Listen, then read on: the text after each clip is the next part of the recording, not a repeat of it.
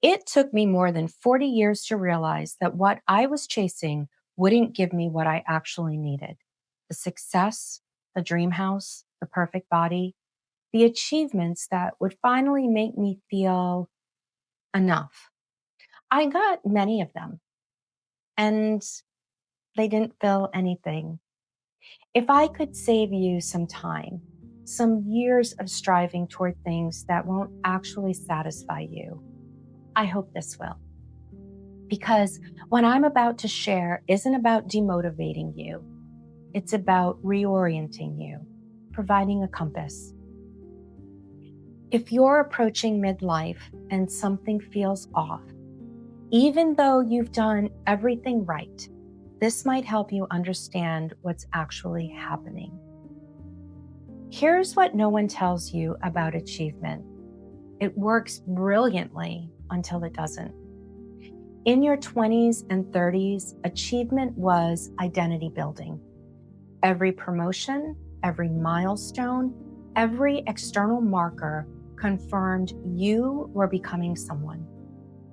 Developmental psychologist Erik Erikson called this the identity versus role confusion stage, where success literally built your sense of self.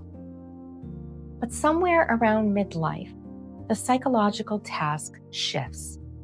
Erikson identified this as the transition from identity to generativity, from who am I becoming to what is this all for?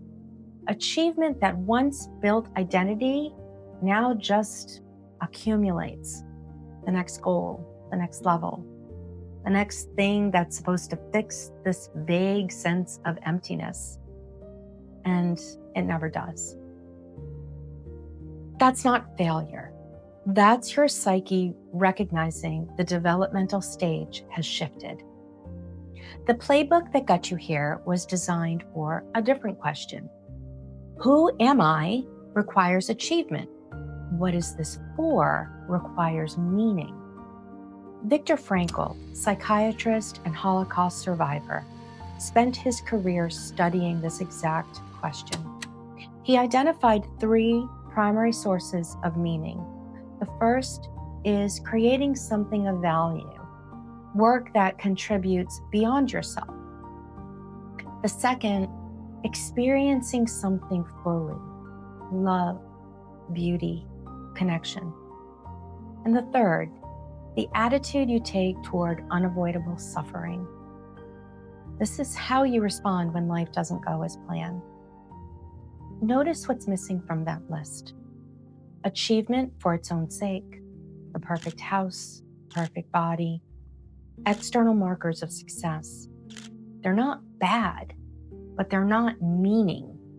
And unless achievement is attached to contribution beyond yourself, it starts to feel hollow.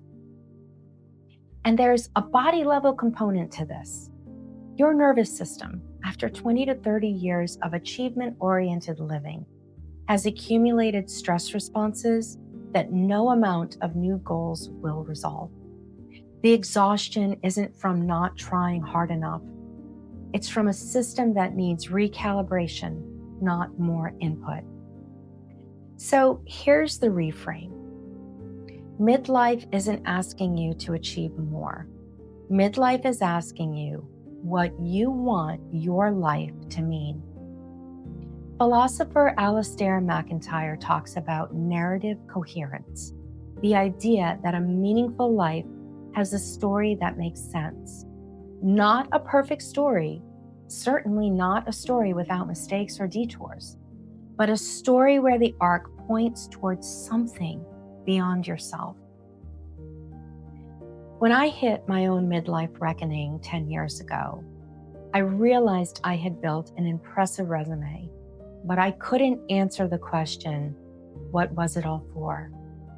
That wasn't depression, and it wasn't ingratitude. It was my psyche saying, you've proven you can achieve. Now, what do you want to contribute? And that question turned everything on its head. I started asking different questions. Not what will make me successful, but what will make this meaningful? Not what will people admire, but what will I be proud of when I'm 80? Not what achievement am I missing, but what contribution am I avoiding? And slowly, not overnight, and not perfectly, I started building a life that felt aligned, not because it looked impressive, but because it meant something. The integrity edit didn't exist to prove I could build a business. It exists because I wanted to contribute to people navigating the same difficult questions and phase of life I was 10 years ago. That shift from achievement to meaning changed how everything felt. Now, if you're approaching midlife and the old goals don't excite you anymore, you're not broken. You're entering a different developmental stage that is rarely talked about. This isn't a crisis, it's a recalibration. And the question isn't, what do I need to achieve to feel whole? The question is, what do I want my life to mean? You don't need more goals.